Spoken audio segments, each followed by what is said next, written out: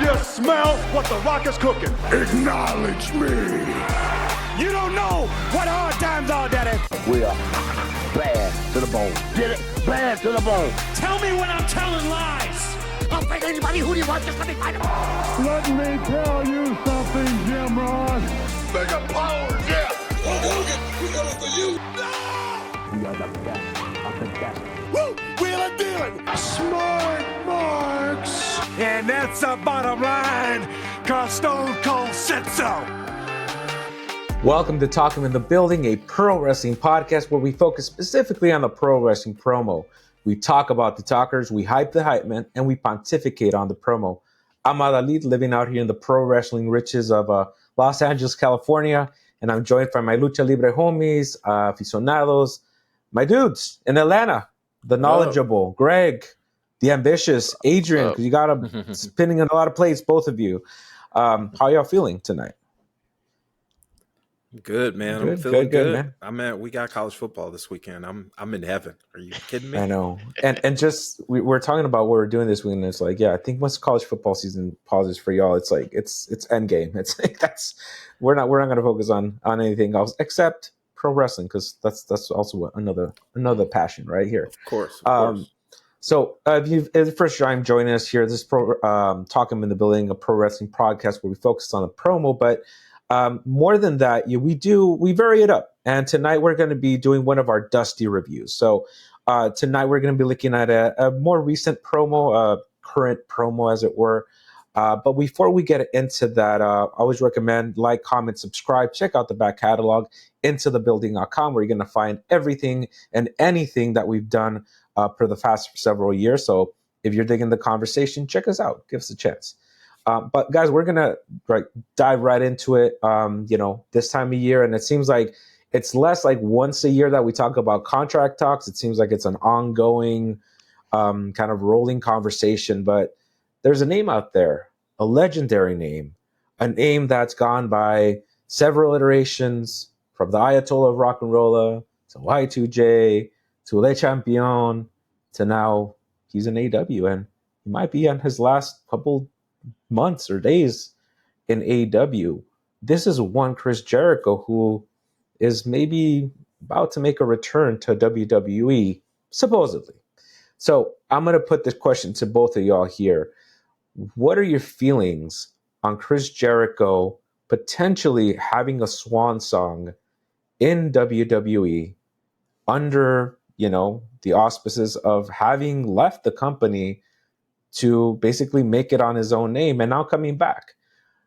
Greg, what does a Chris Jericho in 2025 look like in that locker room and on WWE television to you? I think first off, it needs to happen. It's kind of like that's where he made his biggest name. That's where he became the superstardom. And to kind of make it full circle, he should come back. The thing is, he's got to be an attraction. He's got to be exactly what Edge didn't want to be, which is a part-time, come in, have a couple of matches, and be done. As an attraction. Whereas Edge said, that's all they wanted me to do, and I felt like I had more in the tank. And I think the question is, does Chris believe he has a whole lot more in the tank? Or does he believe, I can come here, be, for lack of a better term, taker, and show up at Mania, show up at SummerSlam, and be done? Or even over the next couple of years, he could do the same thing. I think if he did it, he'd have to come back under the auspices of what he did before, not try to reinvent himself again, not, like he went to AEW, he was, I think, the best thing that happened to them. He brought name value to them. He brought credibility. He was their first champion. He brought, he brought attention, and that late champion type of thing. All of that was awesome, I thought. And has everything he's done hit? No, but he continuously reinvented. But if he goes back, he's got to be, I don't know which character, either Y2J or the List or something, but I think he's got to bring back the hits. That's a fair point. And kind of on that note, you touched on it. Is he going back to elevate, the next generation? Is he going back to be selfless? As quite frankly, you could argue he sort of did that in AEW in some ways. But Adrian, I'm gonna ask you: does Chris Jericho come back? It's lights out. It's Judas. Everybody knows the deal. Right. Is he coming back to main event WrestleMania, or is it like Greg said? Is he coming back to make that next generation pop and give him that validation? Well, he's definitely not main eventing WrestleMania. I'm going to go ahead and put that out there. He wants to. I will say that I respect Chris Jericho. Let me just put that out there. I respect Chris Jericho. I appreciate a lot of things he's done. I'll push back on the helping younger talent thing with Jericho because he's kind of like a succubus, in my opinion. Of if you're a hot gimmick, he's gonna find himself in some kind of situation with you, and that's been his MO for quite some time, even when he was toward the tail end of WWE. But the man is a genius. Like, he's a creative genius. He gets gimmicks over. I do kind of think that if he comes back to WWE, it's gonna have to be a new character, because he's gonna be over because he's Chris Jericho. He's gonna be over with WWE fan bases because of the legacy that he is Chris Jericho. He's gonna be over whether internet people love you or hate you. If they're talking about you, you're over. Internet wrestling community, he's going to be over just because he switched sides. People are going to be talking about him, right? So I do think that the new addition of Chris Jericho is going to be a little bit more of the character he ultimately wants to play, which is the rock star guy. He's going to be the rock star guy, and it really ultimately depends on how the crowd responds to him, how far he goes into that rock star gimmick. Because I'm sure the crowd's going to pop for him. They're going to go crazy. Hopefully it's like at the Rumble, because that's going to go insane. And he'll start off on the babyface thing, doing the rock star gimmick and the come on baby, and, all that kind of stuff. But then he can start leaning into some heel stuff and hopefully get some people over. I just want to see Braun Breaker like spear the shit out of him personally, but that's because I'm just not the biggest fan of Chris Jericho. I appreciate him though. I'm not gonna act like he's not one of the greatest of all time, but he is a succubus to the pro wrestling community. Here's where I'll push back on you for a second. So you said a new character, Yes, but just think about verbally. If a Logan Paul or somebody like that, I don't want to take Seth, but somebody like a Logan Paul is in the ring talking. One, a countdown happens and he interrupts them, so there's a little throwback. Yeah. Or two, he just comes out and says, "Shut up," and if you say one more thing, you're going to make the list. I mean, that type of a thing. Even outside the Rumble, I would almost debut him like that and not at the Rumble, just to see but I would also do it internationally. Okay. Because I think but Rumble would be awesome. But I think that's where people would expect it. But if you had him interrupt somebody or something, like the Monday after the Rumble or something, where you just didn't expect it, or and like I said, a countdown, and have it do like it did with all of a sudden, you could do some type of graphic where it's like, and then it just like put a slight countdown, and people would lose their crap. And I mean. And it doesn't even matter what you do with them after that. Yeah. It's just that it's the nostalgia over, pop. But you know what I would really like to see them do, which I doubt they would, but man, it'd be cool. What is that? Have him somehow, some way end up in TNA and do a match. Against who? Or just the fact that he's in TNA? It doesn't even matter. Yeah, just the fact that he would go do it. You know what I mean? Yeah. The one thing about him, I agree. He's a succubus. To an extent. I think he's been given way too much power in AEW, which makes me think I don't know that he will actually leave. Unless he's had some type of not total falling out, but like you could tell. Yeah. Let's call it what it is. And this is us going down the negative route. I'm sure people will go, "Oh my God, there they go again." In the beginning of AEW, the two biggest stars in AEW was Jim Ross and Chris Jericho. Mm. And let's call it what it is. We know that Jim Ross is just collecting a paycheck at this point. For the last few years, he's been collecting a paycheck. And I think Chris Jericho knew, oh, you know what? I got this money mark, and I'm just going to suck him dry of everything that I can. And let's call it, I mean, let's be honest. Why is Jericho in the position he's still in? Mm. And so it's like, I honestly, if I was a truly a betting man, I don't think he leaves AEW. You don't think so? And unless TK just sits back and finally says, "No, go ahead and go," because he knows he's gonna go, and I think Chris could probably ask for whatever he wants. Yeah. Mm-hmm. I will say Chris is very smart in the sense that he gets the idea or point where he knows when things are chilling out a little bit. Like he's how he's you a would leave master every time, reinventor. right?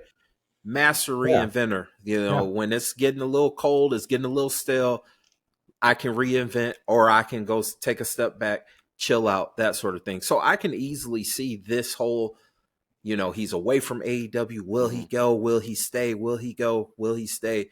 That play into him returning to AEW and being over with them again just because he picked them over Exactly. WWE. Yeah. So I can Yeah. easily see that. And it's super weird that if he does go back to WWE, you know he's gonna be in the Hall of Fame, but you go back just like a year or two where he was basically like, WWE Hall of Fame, who cares? That's not even a real thing. Like all the things that he was saying before. So it is kind of funny to see possibly him, you know, go back on his words of that kind of grandstanding and be a Hall of I Famer, think you know? if I'm a betting man, kind of like what Greg was saying, I think the truth is somewhere in the middle, and it's not going to be as linear as we're thinking. Mm. I think there is some truth to him going back, but also bouncing around, because his greatest asset is knowing his worth and knowing that he's, like, all wrestlers are ego driven. Let's For not sure. get that wrong. But he has known, hey, I'm going to play this out. And he never truly left WWE like forever, but he would go do Hollywood. He'd go do acting. He'd go do the game show thing, right? Yeah. Who knows? Maybe he leaves to do something like that we're not aware of. And then it's up in the air as to whether he chooses. I know that the cruise is really important to him. I know having control over these outside projects are really important to him. I wonder if that's the dividing factor behind, like Greg said, like him being comfortable in AEW and saying like, hey, I get to do what I want. Once you go to WWE, I don't know if that holds anymore. That's true. But that's interesting you brought up the cruise, because, you know, originally he offered that cruise, the talent did. on that cruise, to NXT. He did. They didn't want to do it. They didn't, and that's when he went Ring of Honor. But now we have a different group. What if he repitched it? And then all of a sudden it's NXT, TNA, and AAA on that cruise. That'd be crazy. They need to do more than one. Was like, that's gonna be like one a month. Dude, that'd be crazy. I'm talking about like just a combined card. Like they have a combined shows. Right. I mean, there's so many possibilities, and he is smart, right? He's a smart businessman. He's very much so. He is the. If you think about it, to me, the greatest thing about AEW, and this is not a. I think the best thing about the competition is there is somewhere else to work. Yes. Which also allows people like a territory to leave and get fresh. Yeah. Yep. I mean, Copeland going over there, Edge going over there, it was a fresh thing for him. It was fresh for Christian. I'll say Christian's done the best work of his singles career in AEW. 1000%. And then you flip it, you know, Cody goes there and comes back. I mean, you have the opportunity to do things like that because of AEW. Yeah, absolutely. And then, you know, that's wonderful. They're actually making a living and able to do that, and it gives us fans stuff. I like to see more people jump back and forth. It's not about one or the other. I would just like to see it.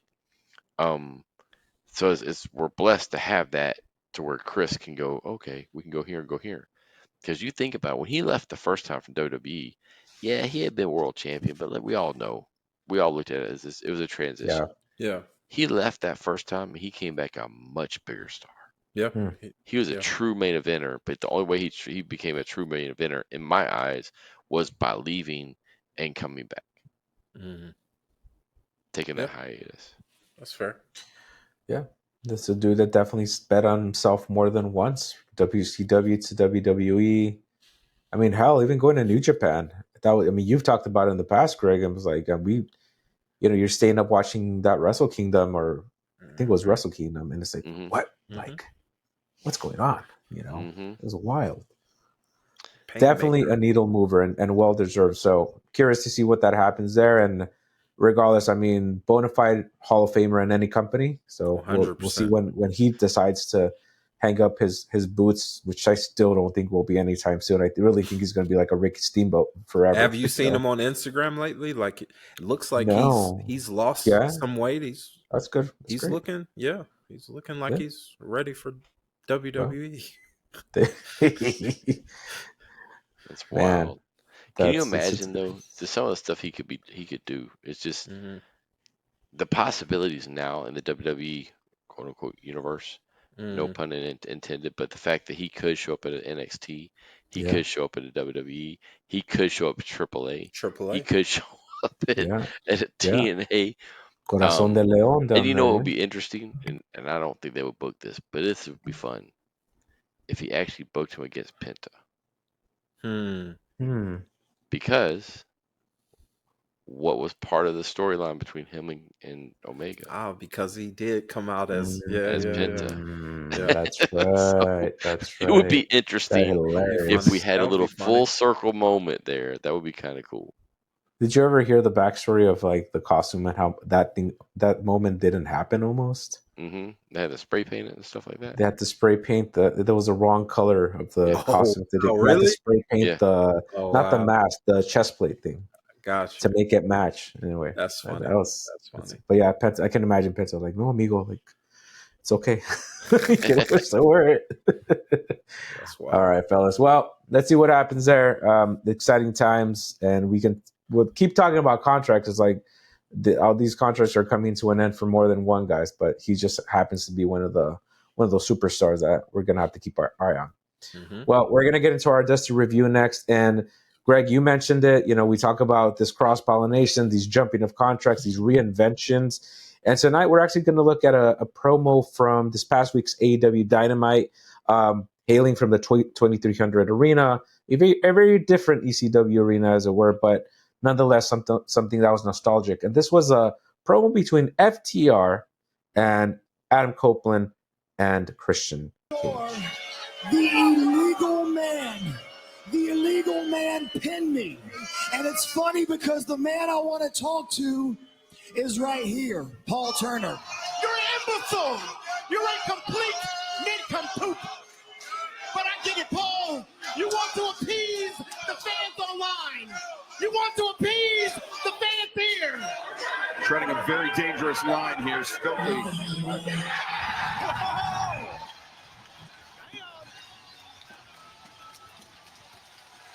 The rated R superstar, Adam Copeland.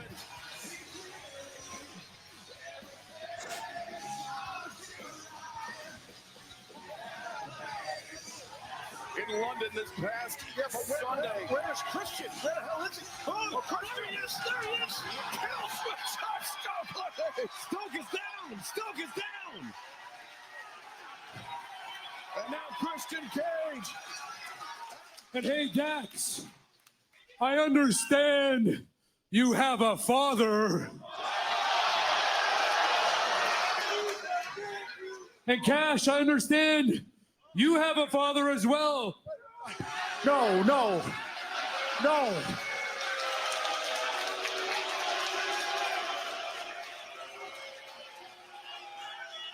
You're all a bunch of sickos, fine. And that bitch is dead. All Out, Toronto, September 20th, in our hometown. The Toronto. promo hyping up their return match there. So, fellas, just history context. Beyond the scenes, I mean, we know that FTR played a crucial role in rehabbing Copeland coming back from the neck injury. You know, just a lot of untold history, I guess, behind the scenes, down to, you know, just that relationship. And here we, like Greg said, we have a renewed Christian Cage, probably doing the best work of his career. Character solid.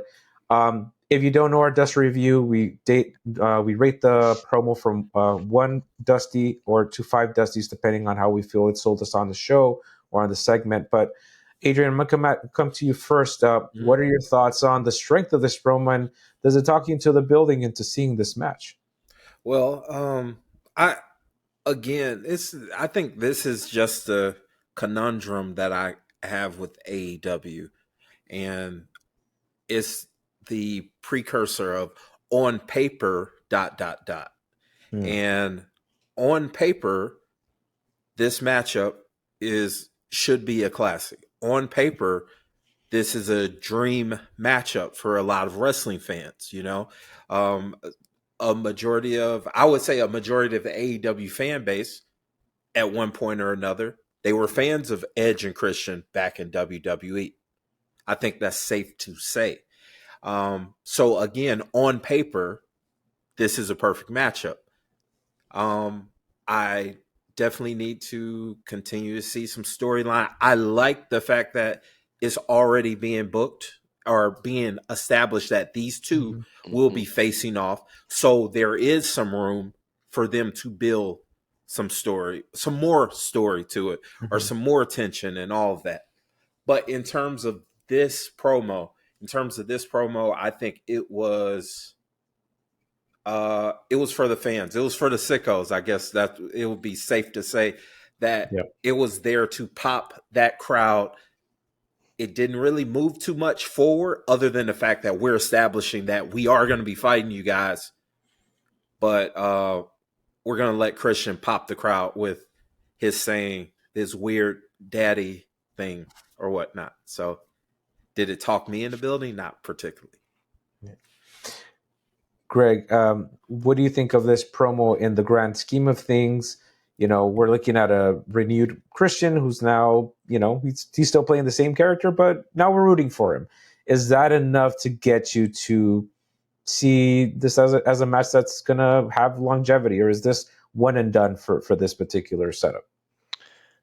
Interesting thought. If it's one and done, I agree with what Adrian said, that it's on paper, and this should deliver, right? This match should deliver. Those are professionals. Yep. Yeah. But as I sit back and watch that promo, I feel like I'm just watching an independent, a one-off independent that's just talking to the people in the building, not to me at home. And I think that's my frustration with a lot of the AEW stuff, is they cater so much to the people in the building, and I get it. But when you're doing a national TV broadcast on a big network, you got to play to the people watching. And the ones you got to talk into the building are the ones who are not in the building. So the ones in the building are probably the ones going to buy the pay-per-view, probably the ones going to buy your merch, buy also other stuff. And to me, it's like, oh, you sickos. And who did he talk to about the sickos? Just the ones in the crowd. And it just, and because I don't watch AEW all the time, right? I'm not an avid watcher. I watch it. I watch more of their go home shows and the ones pay-per-views. I'm just disconnected, and so you didn't talk me into it. You know what I mean? Right. There's no recap. There's a little bit of recap there, you know, with who got pinned and stuff like that. But also just watching it, it's like I'm watching a glorified independent, and I hate to say that, but it's like the crowd was pretty much into it, but they didn't go crazy like I thought they would. It's like they just expect it. You know what I mean? Yeah. So it definitely did not talk me into the building. Do I think it's a one and done? I don't. I think if they're smart, and I hope they are, this could be one hell of a program. For sure. Yeah. That we're talking like payoffs in a cage type of a program, like huge program that could go for close to a year because these Damn four near. could pull it off, and I would love to see Absolutely. it. Absolutely. Absolutely.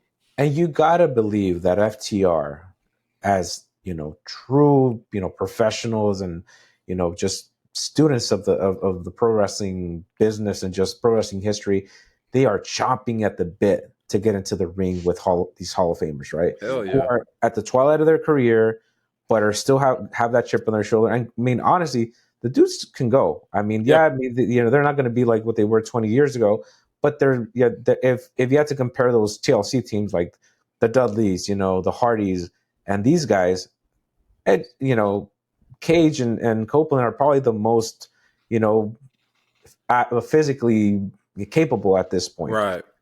But with that said, I will fill in some context. They have been building a program with FTR and Copeland, right?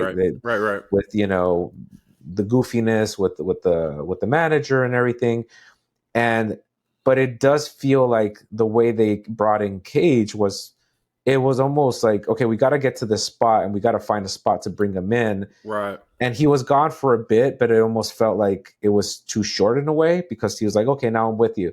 The only saving grace I will give to this, I guess the way this comes to be is we didn't go full face with Christian. It's like we're accepting him for this new character. Right. He's like, I'm still gonna be a dick, basically. Right. But I'm gonna go with you. And down to the point, I think when they reunite, he goes in for the hug, and Christian's like, "No, Doug, we're gonna shake hands on there." So I think there's still subtleties because these are still smart dudes. Mm-hmm. But to your point, I hope it's not a one and done because FTR is pretty much known for doing series of tag team matches. Right? They did it with the Bucks. Some of the best matches they've had.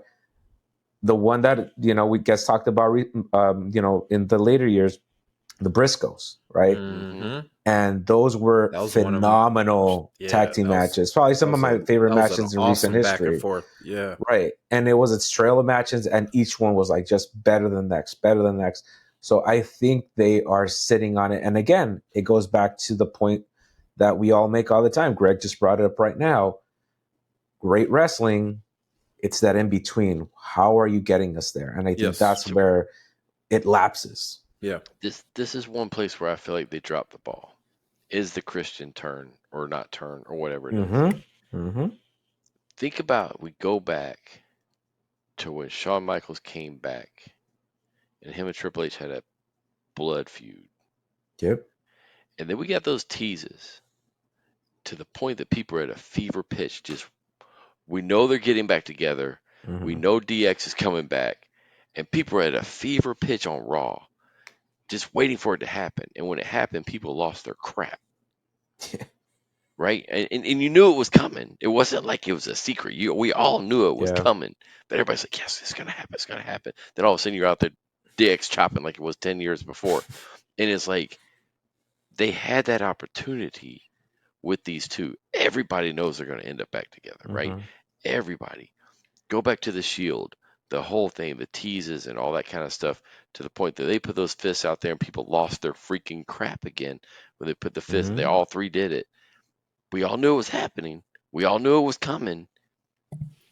But it finally happened that one night when they said, "What do you mean a rumor?" And boom, here they all came. And it was like everybody lost their crap. And that's where my issue with AEW. First off, it was rushed.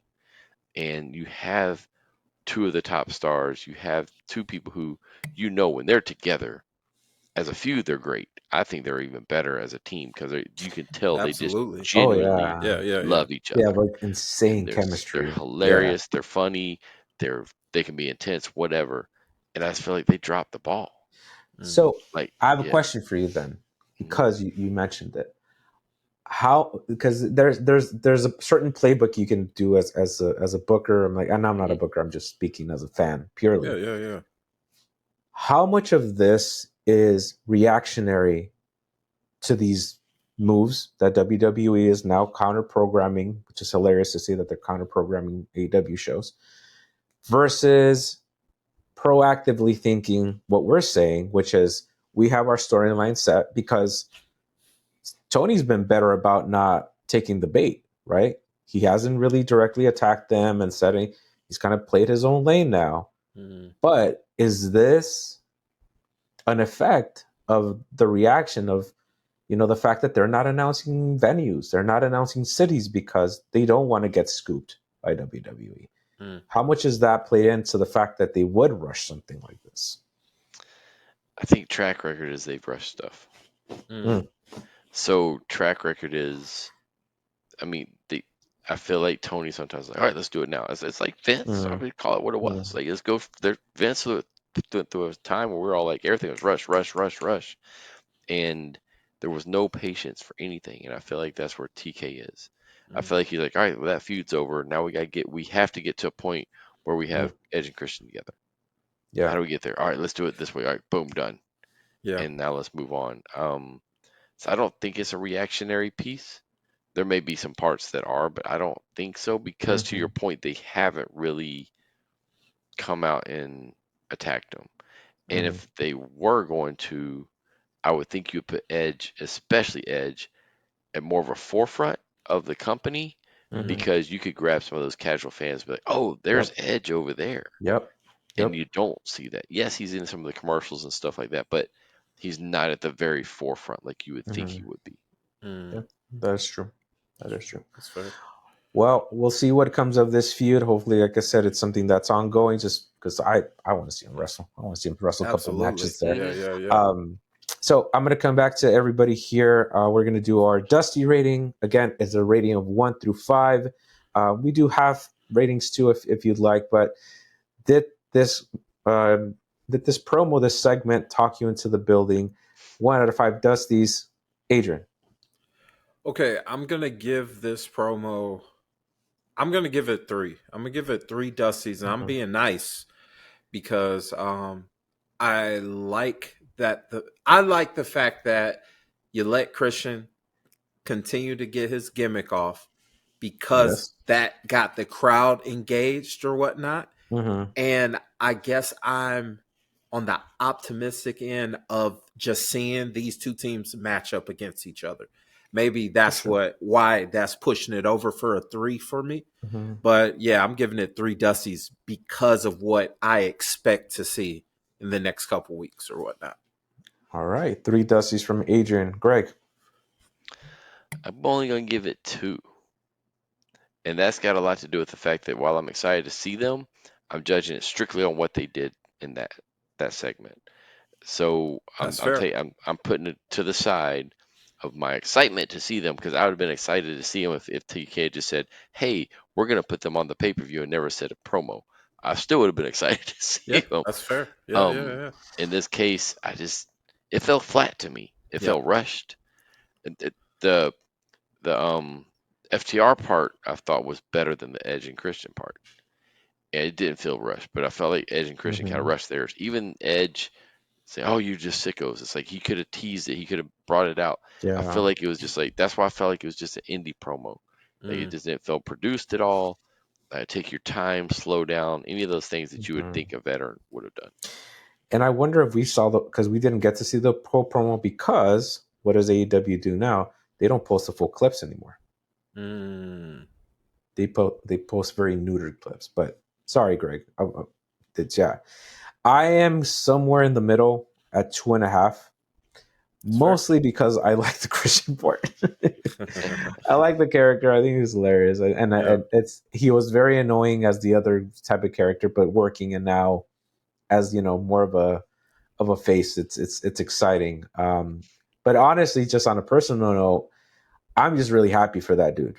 Really happy for Christian Cage because the last time I saw him, I met him once in person.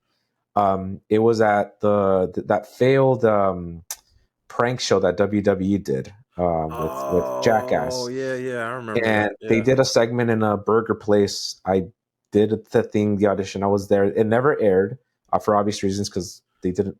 The wrestlers didn't like having cameras backstage.